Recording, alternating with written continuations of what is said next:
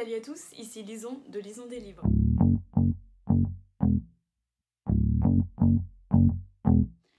Aujourd'hui, vidéo assez spéciale, j'ai remarqué qu'on était assez nombreux à lire beaucoup de livres qui se passaient à l'étranger, principalement aux États-Unis, et du coup je me suis dit autant promouvoir notre culture, notre patrimoine. Je vais vous présenter les livres que j'ai qui se passent en France. Je vais vous présenter 5 romans qui se passent soit à Paris, soit dans le sud de la France, soit dans le nord. Je vais commencer avec mon chouchou, New Soul de Caro Melu. Déjà sachez qu'elle fait partie d'une de mes autrices préférées, donc voilà, j'ai pas besoin d'en dire plus. On va suivre l'histoire de Clara qui a 17 ans et qui est en dernière année de lycée et qui a toujours un air dans la tête. Elle chante tout le temps, elle est fan de chant et elle a toujours su ce qu'elle voulait faire plus tard. Mais entre une famille qui est super compliquée, c'est-à-dire qui est contre ses rêves, et une meilleure amie qui est égocentrique et égoïste, elle sait pas comment elle va tracer son propre chemin. Déjà, lisez-le pour la plume de l'auteur et pour la playlist. S'il vous plaît. La plume de l'autrice, elle est super envoûtante, c'est hyper addictif, il y a plein de phrases vraiment trop belles. C'est poétique, c'est beau, et puis il y a de la musique tout le temps, c'est vraiment génial. L'histoire en elle-même, elle est incroyable, enfin, c'est simple, en même temps c'est beau, tout se déroule très vite, c'est trop bien, on a envie de se révolter contre le monde qui l'entoure. Les personnages, ils sont incroyables, j'ai adoré Clara parce qu'on peut s'identifier tellement facilement à elle, enfin c'est impressionnant parce que genre, moi j'ai cru me voir moi quand je l'ai lu à cette période-là, et c'était impressionnant comment c'était bien de se sentir aussi proche d'un personnage et de sentir qu'on n'était pas seul dans une situation. J'ai aussi adoré les personnages secondaires, surtout Théo. Trop bien. Et voilà, enfin bref, je vous le recommande à fond. Ensuite, j'aimerais vous présenter un autre de mes coups de cœur. Et Je suis ton soleil de Marie Pavlenko, qui est sorti aux éditions Flammarion Jeunesse. On va suivre l'histoire de Déborah qui rentre en terminale sans paire de chaussures, dû à son chien clochard qui ne peut pas s'empêcher de les dévorer tout le temps. Mais c'est pas ça le pire. Le pire, c'est que sa mère, elle se met à découper des magazines frénétiquement et qu'un jour, elle voit son père au bras d'une jeune femme qui n'est pas sa mère. Déborah, elle va avoir besoin d'aide pour sa dernière année de lycée parce que là, pour l'instant, c'est mal parti. Et on va faire la rencontre de plein de personnages. J'ai adoré les personnages, je kiffe Déborah, on peut facilement s'identifier à elle. On peut aussi s'identifier facilement aux autres personnages. Enfin bref, c'est vraiment une rencontre d'un groupe d'amis en suivant l'histoire de Déborah et de sa famille. Et j'ai adoré la plume de l'autrice, ça se lit tellement facilement. Et puis c'est drôle, vraiment t'as des passages vraiment drôles dans des moments aussi forts. J'ai adoré le personnage de Jamal et sa tarentule. J'ai adoré aussi celui de Victor qu'on a pu suivre tout du long puisque c'est clairement le crush de Déborah. Et j'ai adoré sa meilleure amie et tout ce qu'elle a vécu. Enfin bref, c'était vraiment un roman poignant et que je vous recommande à fond, surtout si vous êtes aussi en dernière année de terminale et que la vie est un peu compliquée. J'aimerais aussi vous présenter Si belle Sibylle de Valentine Lalande. Il y a quelques jours, je vous ai présenté La vie ne tient qu'à un fil, et je vous présente maintenant Si belle Sibylle. Sibylle, elle se trouve moche, fade et inintéressante. Elle passe son temps à raser les murs et juste à observer Soren, le garçon qui est au fond de sa classe.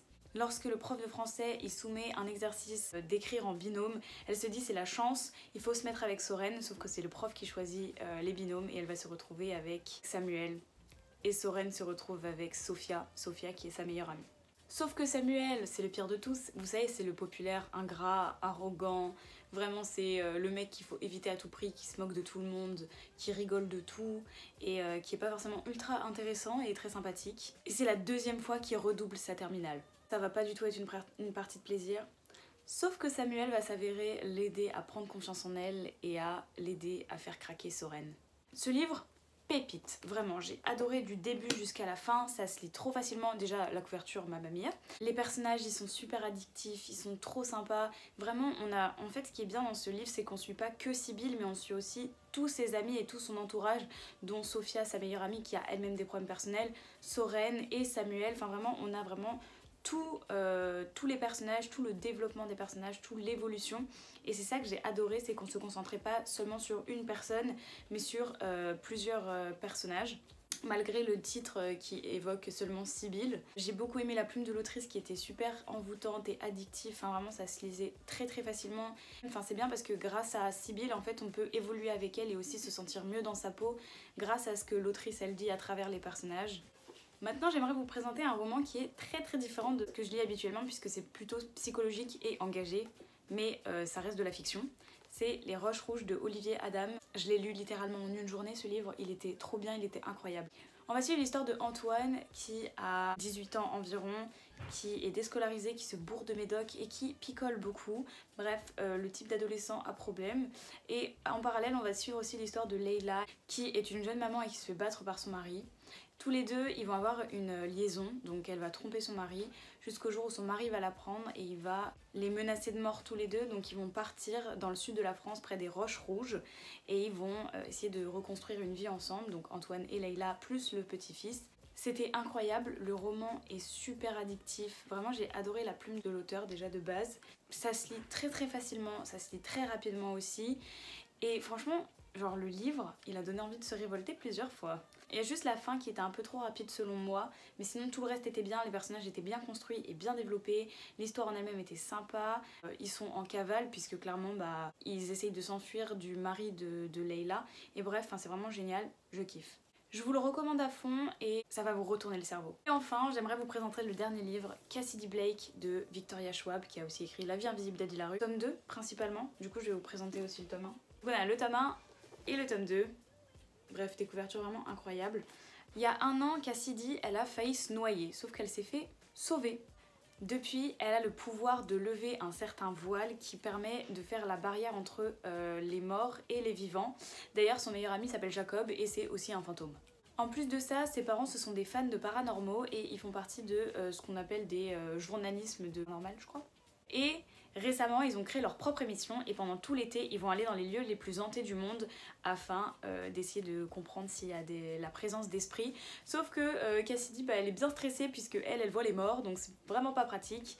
Et malgré l'enthousiasme de ses parents, elle va devoir faire face à tout un monde qu'elle ne connaît pas et elle va en apprendre plus sur elle, ses pouvoirs, mais aussi son meilleur ami. Le tome 1 se passe en Écosse et le tome 2 se passe à Paris. Juste lisez en fait, donc forcément je vous présente le tome 2 parce que ça se passe à Paris, mais je vous présente la trilogie en général. Même si c'est connoté comme un livre jeunesse, c'est adapté vraiment à tout âge. C'est-à-dire que même moi, qui vais avoir 18 ans, j'ai adoré.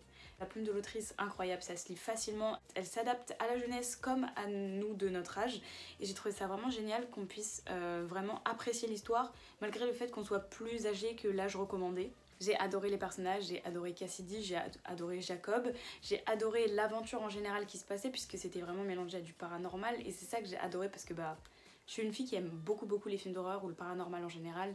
Vraiment j'ai adoré ça, ça se lit très facilement et il y a plein d'histoires. Et en général c'est un livre qui est centré sur la mort d'un personnage en particulier et en même temps elle va faire la rencontre de personnes autour d'elle qui vont pouvoir l'aider à comprendre ce qu'elle est devenue et comment ça s'est déroulé et ce qu'elle doit faire de ce don. Enfin bref, c'est génial, j'ai kiffé, je vous recommande à fond et puis franchement genre foncez parce que déjà les couvertures elles sont trop belles. Voilà, c'est tout pour ma vidéo, je vous ai présenté 5 livres qui j'espère vous plairont et qui seront à votre goût. Moi je vous fais de gros bisous et je vous dis à bientôt pour la prochaine vidéo.